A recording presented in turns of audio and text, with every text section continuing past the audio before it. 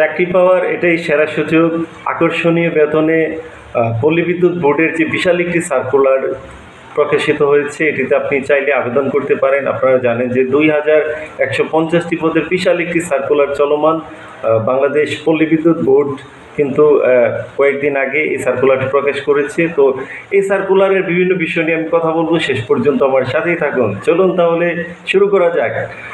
তো আপনারা জানেন যে 2150টি পদে তারা নিয়োগ বিজ্ঞপ্তি প্রকাশ করেছে। তার মধ্যে বিলিং সহকারী হলো 690টি পদ, যেখানে শুধুমাত্র মেয়েরা আবেদন করতে পারবে।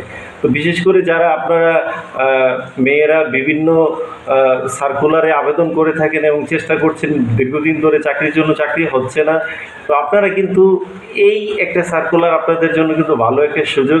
এখানে শুধুমাত্র মেয়েদেরকেই শুধুমাত্র মেয়ে নিবে 690 জন। তো সেই ক্ষেত্রে কিন্তু আপনাদের জন্য বিশাল একটা সুযোগ।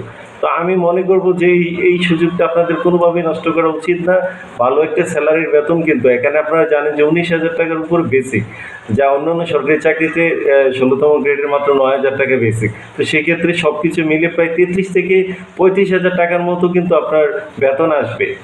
যারা বিলিং সহকারী, আপনি যদি কম্পিউটারে পারদর্শী হন আর এসএসসি এইচএসসি পাস হয়ে থাকেন, তাহলে কিন্তু আপনি আবেদন করতে পারবেন। তো এখন আমি কথা বলবো যে মিটার রিডার কাম মেসেঞ্জার পদে এখানে 1460 জনের বিশাল একটি সার্কুলার চলমান। তো এখানে কিন্তু 1460 জন কিন্তু আপনার পুরো বাংলাদেশ থেকে নেবে মিটার রিডার কাম মেসেঞ্জার। তো আপনারা যারা 5 লাখ 6 লাখ 10 লাখ টাকা খরচ করে বাইরে যাওয়ার চেষ্টা করছেন, তো বিদেশে কিন্তু এখন 25 থেকে 30,000 টাকা স্যালারি। তো আপনি বিদেশ না গিয়ে আপনি যদি এসএসসি পাস হয়ে থাকেন, তাহলে কিন্তু আপনি এখানে চেষ্টা করতে পারেন, কারণ এটা তো আকর্ষণীয় বেতনে কিন্তু এই নিয়োগ বিজ্ঞপ্তিটি প্রকাশ করা হয়েছে। প্রায় 14,500 টাকা বেসিক, সব কিছু মিলিয়ে আপনার 26 থেকে 28,000 টাকার প্রতি মাসে আসবে সব কিছু মিলিয়ে।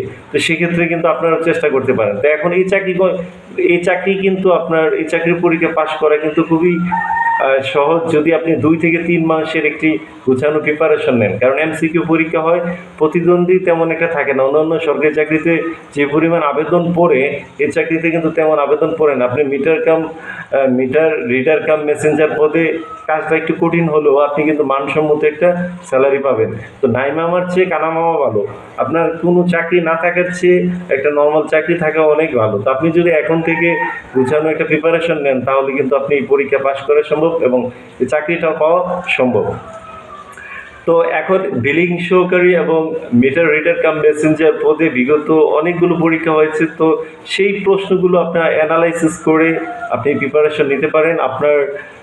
আপনার কোন কোন বিষয়ের কোন কোন অধ্যায়ে আপনার দুর্বলতা আছে, সেগুলো নিয়ে আপনি কাজ করতে পারেন এবং আপনি আমার আইডিতে বিস্তারিত দেখতে পারেন। আমি কিন্তু আপনার প্রতিটা পরীক্ষার কীভাবে প্রস্তুতি নেবেন, কত নম্বরের পরীক্ষা হতে পারে, বিস্তারিত আমি তুলে ধরার চেষ্টা করি। আপনারা আমার আইডিতেও বিস্তারিত দেখতে পারেন।